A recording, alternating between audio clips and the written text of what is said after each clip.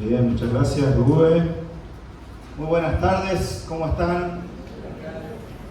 ¿Hay lugar acá adelante? Gracias, Nico. Hay lugar acá adelante, hay sillas vacías, por ahí se están muy apretados. Veo que la gente se amontona al fondo y acá quedan así todos los lugares salteaditos. Así que pasen. Pero de verdad, no es un mero comentario. Si quieren, acá hay aire acondicionado, los chicos lo tienen en 18 grados, bien fresco para que podamos sacarnos ese calor. Bien ahí, muchas gracias Mati, Jime. Si alguien más quiere pasar, pase, no importa si viniste solo, sola, sentiste confianza. Mirá, acá las dos primeras filas vacías. Así que bueno, como podrán ver ahí en la pantalla, hoy nos toca hablar acerca de los magos de Oriente. Nos a leer en la Biblia, vamos a abrir en Mateo capítulo 2 y vamos a leer el pasaje que tenemos ahí, que es versículos 1 al 12.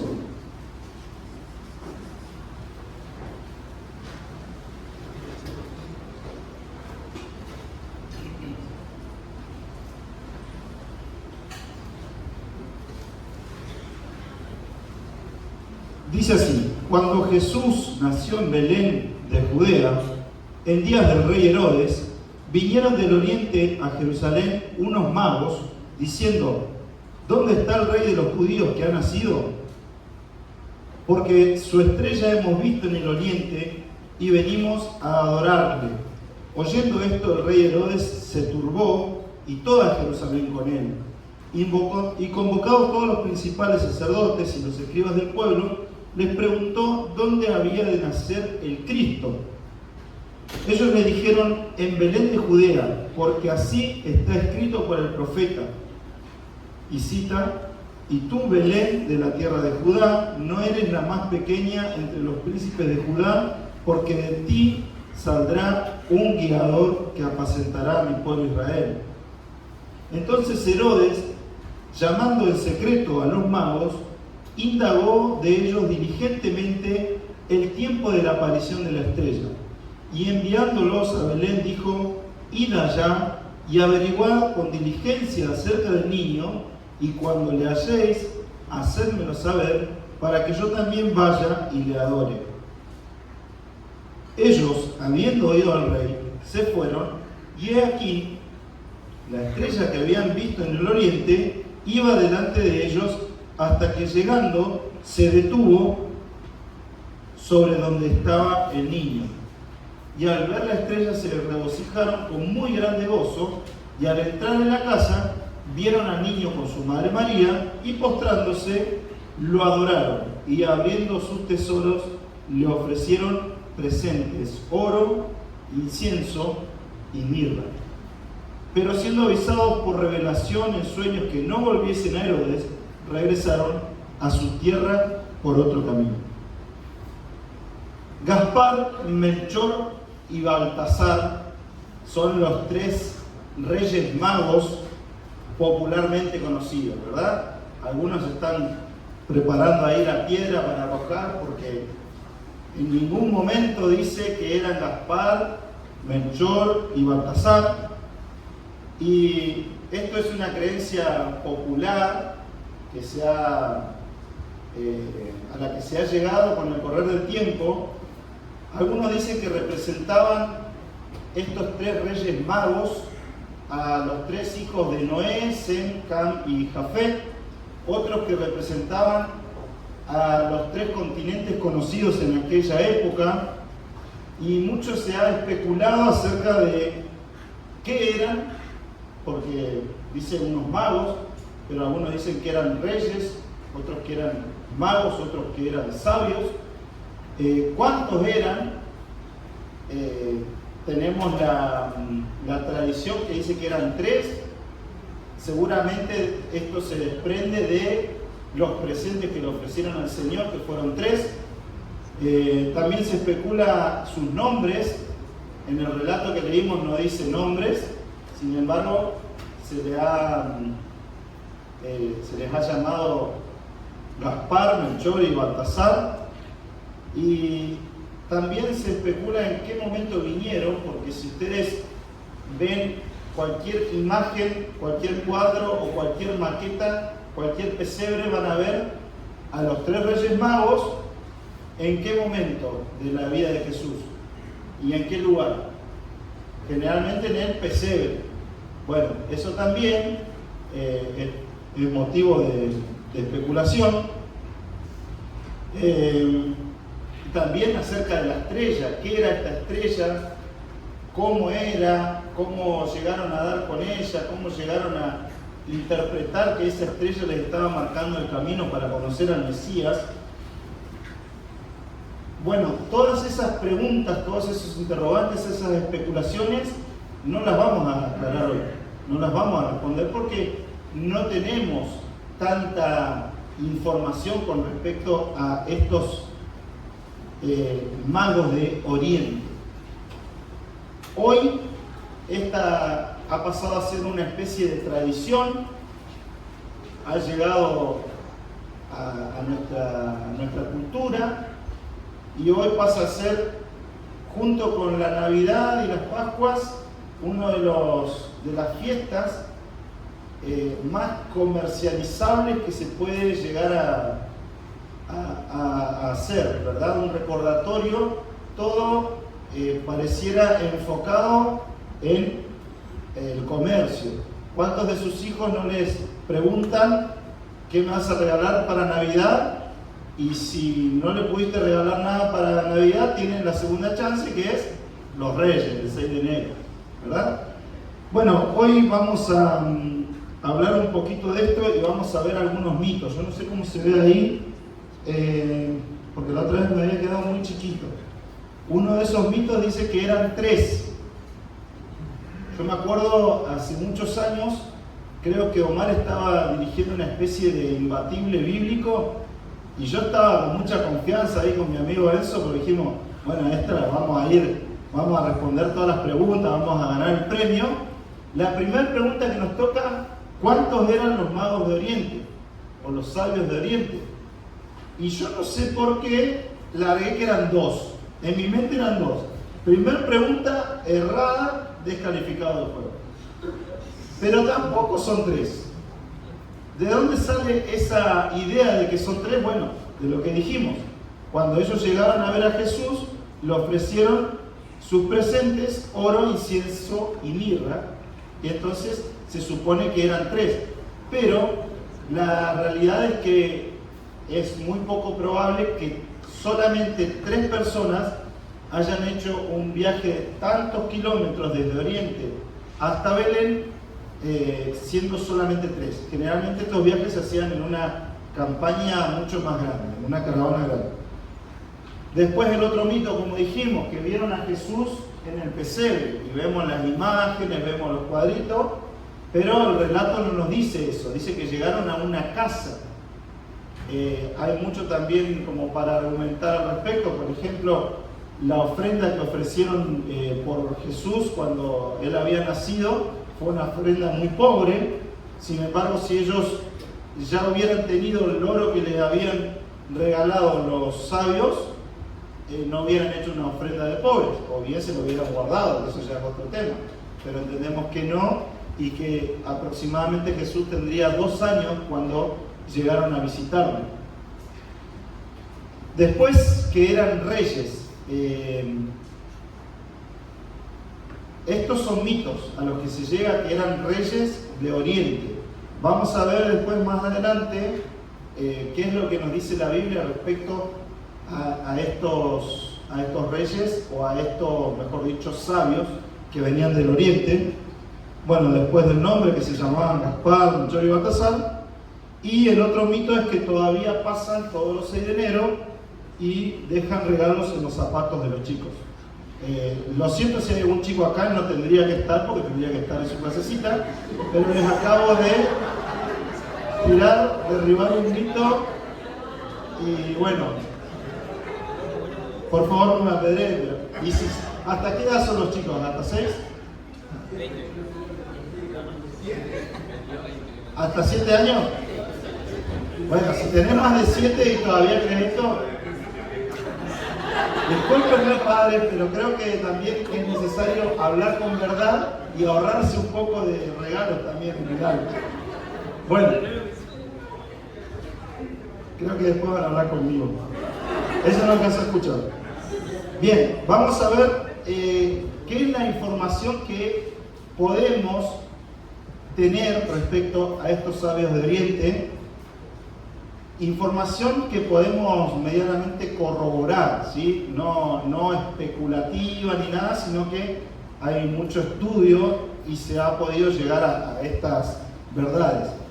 Se dice que eran una tribu, estos sabios de Oriente pertenecían a una tribu de Media o de Ur. ¿Se acuerdan de dónde llamó Dios a Abraham? Ur de los caldeos. Bueno, venían obviamente de la zona del este de Mesopotamia. Otra verdad es que se dedicaban al sacerdocio, no necesariamente eran reyes, sino sacerdotes, paganos por supuesto, pero ejercían el sacerdocio, es decir, intercedían entre las personas y las divinidades a las que adoraban. Que ellos hayan venido a adorar a Jesús no quiere decir que todos los sabios que existían hayan sido cristianos o hayan reconocido a Dios como único Dios. Ellos pertenecían a una tribu y eran sacerdotes, pero paganos. También entendemos que eran expertos, es decir, sabios en astronomía y astrología. Hoy estas dos ciencias, si queremos llamarlo así, son totalmente distintas. Una es superstición y la otra es una ciencia más exacta y más comprobable, pero eran expertos. Por eso se dice que eran sabios, que eran magos, que también tiene un significado de que eran así, expertos y sabios en estas materias, y eran asesores en los imperios de Medo, Persa y Babilonia. Vamos a leer ahí en Daniel capítulo 2. Daniel capítulo 2, versículo 48. Me quedé pensando, no creo que acá en la iglesia todavía se crean los reyes, ¿no? O los chicos siguen pidiendo regalos, yo porque nunca recibí tampoco, pero digo, capaz. No, ¿verdad? Bueno, Daniel 2:48 dice: entonces el rey, ¿se acuerdan? En el contexto, Daniel había interpretado el sueño de Nabucodonosor, sueño que ninguno de esos sabios podían interpretar. Y sin embargo, cuando Daniel lo hizo, dice, el rey engrandeció a Daniel y le dio muchos honores y grandes dones, y le hizo gobernador de toda la provincia de Babilonia y jefe supremo de todos los sabios de Babilonia. Entonces entendemos que estas personas, estos sabios de Oriente, estos magos, cuando decimos magos no nos estamos refiriendo a esto de la magia, sino está más relacionado con la sabiduría que tenían. Cuando Daniel interpreta el sueño es puesto como gobernador y sobre todos estos sabios. Es decir, que ellos habían llegado, esta tribu había llegado a gran poder dentro de los imperios, Medo, Persa y Babilónico. Y Daniel los había superado a todos ellos en sabiduría. Entonces, de acá entendemos o podemos vislumbrar un poco de por qué puede llegar a haber sido de que estas personas que no eran parte del pueblo de Israel vieron una señal. No sabemos la forma de la estrella, no sabemos qué estrella era, qué constelación. Se ha hablado del cometa Halley, de un montón de Júpiter y etcétera, etcétera. La realidad es que no tenemos tanta precisión al respecto. Pero en determinado momento ellos vieron una señal y entendieron que había nacido el rey de los judíos. ¿Y cómo ellos podrían haber conocido a este Mesías que iba a venir, que estaba profetizado? Bueno, muy probablemente por el testimonio de Daniel y de todos los judíos que estuvieron exiliados en Babilonia.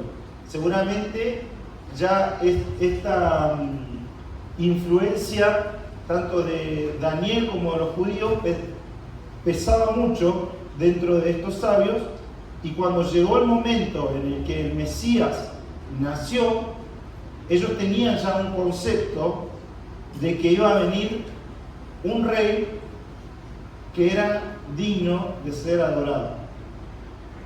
Y dice el relato que ellos llegan a Jerusalén, por supuesto, era la capital, y empezaron, yo me imagino que llegaron con un entusiasmo, porque dice, vinieron del oriente a Jerusalén unos magos diciendo: ¿dónde está el rey de los judíos que ha nacido?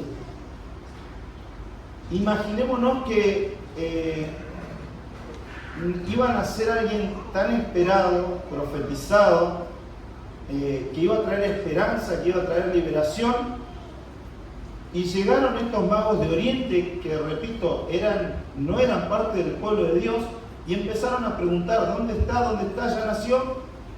Y yo me imagino así como el meme conocido de John Travolta, que está, y los de Jerusalén, ¿de qué están hablando? O sea, ¿qué rey judío, qué libertador, qué Mesías? Estaban todos perdidos. Imagínate llegar a un lugar con una expectativa y que de repente nadie sabe nada. Pero es acá, ¿no? Nosotros no podemos confundirnos, vimos la estrella.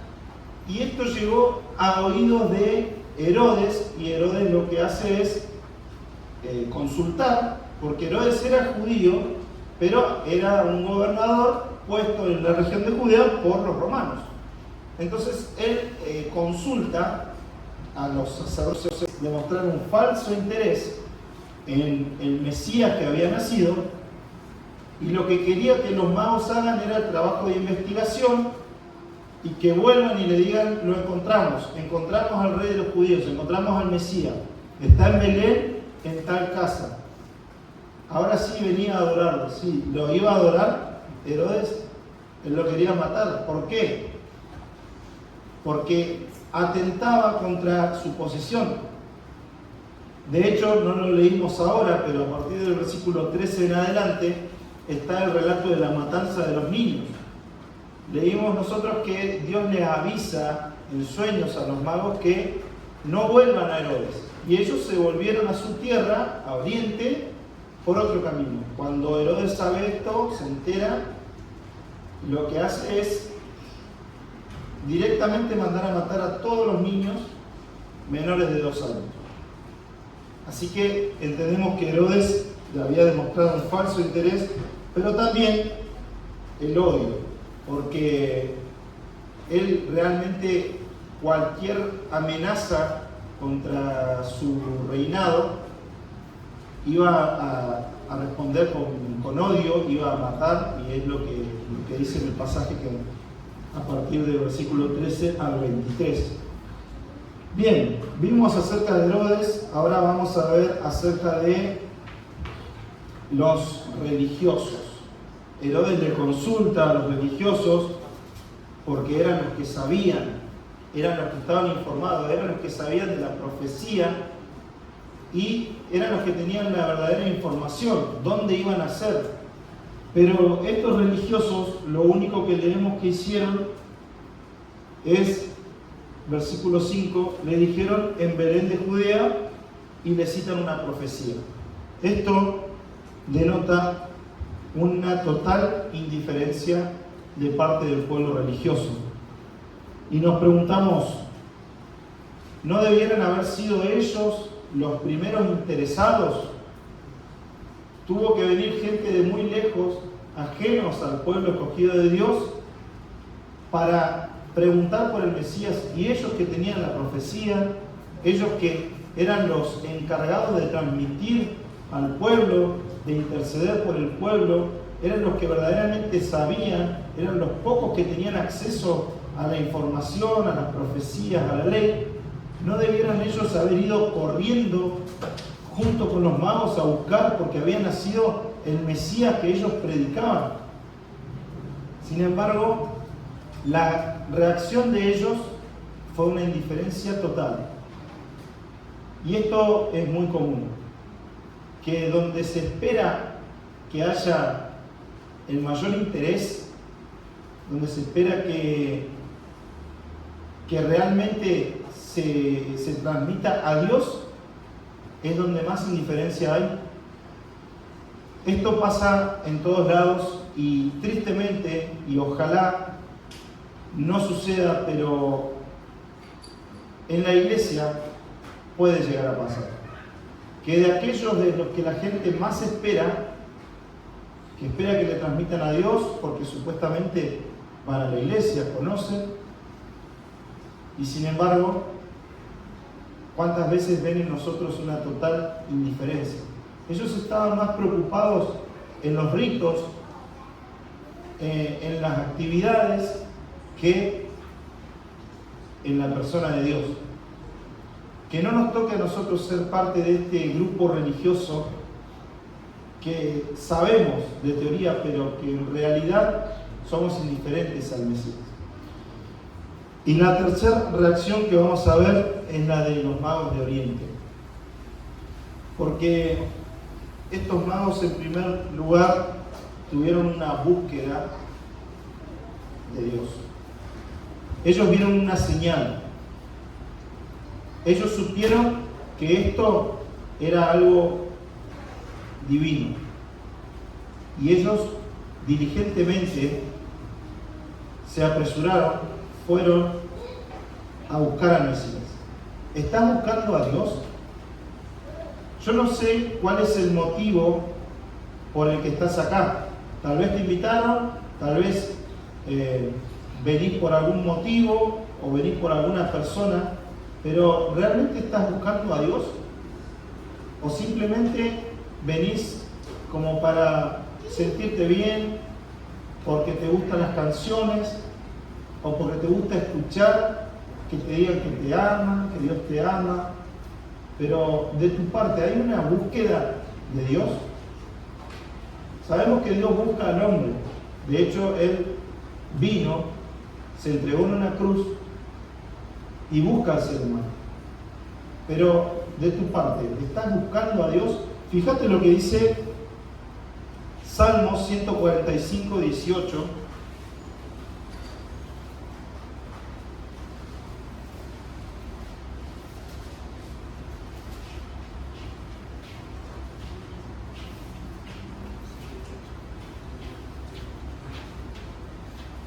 Cercano está Jehová a todos los que le invocan, a todos los que le invocan de veras. Si vos buscás a Dios, si usted busca a Dios, dice que Dios está cercano. Pero esa búsqueda tiene que ser real, tiene que ser verdadera.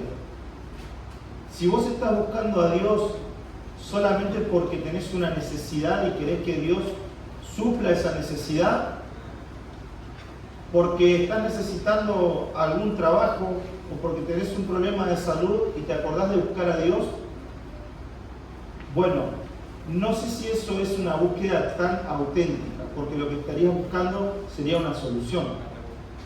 Pero aquel que realmente necesita, aquel que tiene sed de Dios y le busca, como dice, de veras, dice que Dios está cercano a él. Y hay otro pasaje que está en Hebreos, capítulo 11, versículo 6. Y acá es cuando esa búsqueda va acompañada de fe. Y dice, Hebreos 11:6, pero sin fe es imposible agradar a Dios, porque es necesario que el que se acerca a Dios, es decir, el que busca a Dios, crea que le hay y que es galardonador, es decir, Dios recompensa, es galardonador de los que le buscan. El ser humano también tiene que buscar a Dios, tiene que tener esa disposición de decir, quiero conocer a Dios. Es lo que hicieron estos sabios de Oriente. Ellos vieron una señal inmediatamente fueron en búsqueda de esa señal de parte de Dios. Dios recompensa a todos los que le buscan. Entonces el desafío y la pregunta que tenés que hacerte es: ¿realmente estoy buscando a Dios? ¿O estoy sentado esperando que Dios me encuentre? Bueno, hay una diferencia entre esperar a Dios y buscar a Dios con fe.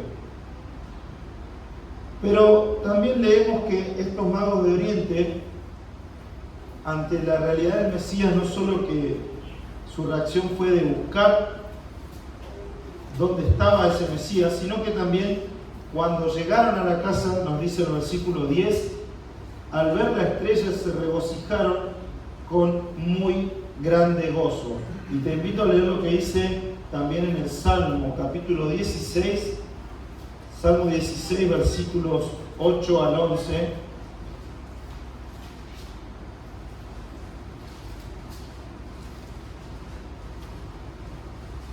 A Jehová he puesto siempre delante de mí, porque está a mi diestra, no seré conmovido. Se alegró por tanto mi corazón y se gozó mi alma.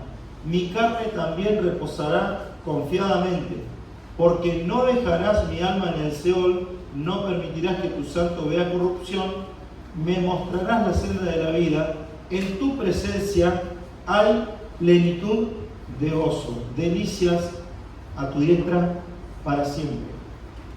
Es que el gozo está directamente relacionado con la presencia de Dios. Cuando estos magos de Oriente llegaron por fin al destino que estaban buscando, cuando pudieron confirmar que ese era el Mesías que había nacido, su primera reacción fue el gozo. Cuando uno conoce a Dios, cuando uno se encuentra con Dios, cuando uno disfruta de la presencia de Dios en su vida, el gozo brota, el gozo sale solo. Y si hay falta de gozo, no es porque tengamos problemas. Si hay falta de gozo, es porque nos falta la presencia de Dios.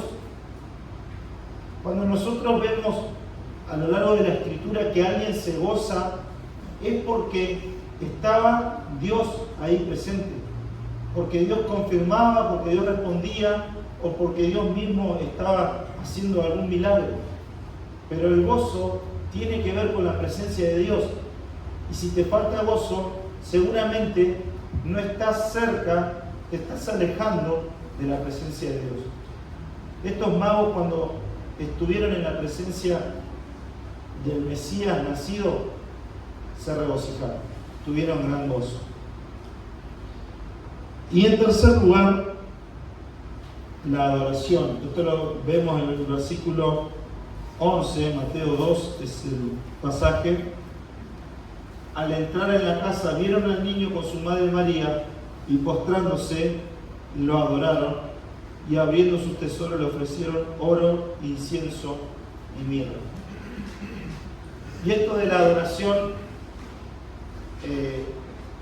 es algo que cada uno debe vivir en lo personal con Dios. La adoración no es una actividad. No existe tal cosa como una actividad de adoración. La adoración es una actitud del corazón. No importa la posición de tu cuerpo para adorar a Dios. Lo que importa es si tu corazón está postrado ante Dios. Eso es adoración. Es reconocer, postrarse, reconocer que Él es Dios y que nosotros somos polvo. Que nosotros no tenemos intrínsecamente ningún valor sino por medio de Cristo. Reconocer que somos pecadores y postrarnos ante Él porque Él es la única salida, porque Él es el único que nos puede dar plenitud de gozo. Ahora la pregunta es: ¿cuál es la reacción de cada uno de nosotros ante la realidad del Mesías? Ante la realidad de Cristo que vino al mundo, que nació, como vimos, en un pesebre, que vivió una vida santa, que murió en una cruz, pero resucitó al tercer día. ¿Cuál es mi reacción? Cuando me hablan de Cristo, ¿cuál es mi reacción? ¿Lo veo a Cristo como un rival? Capaz que no sientas odio como sintió Herodes, pero tal vez sientas que Cristo pasa a ser un rival, porque tu esposa ahora es cristiana y está dedicándole más tiempo a las cosas de Dios que a vos, o porque Dios te pide el centro de tu vida y vos no se lo querés entregar y pasa a ser un rival para tu trono, para tu ego. O tal vez puede ser que tu actitud ante el Mesías es la de los religiosos de aquella época. Total indiferencia. No me cambia nada. Vivir una vida como si Dios no existiera, aunque sabiendo lo que dice la Escritura.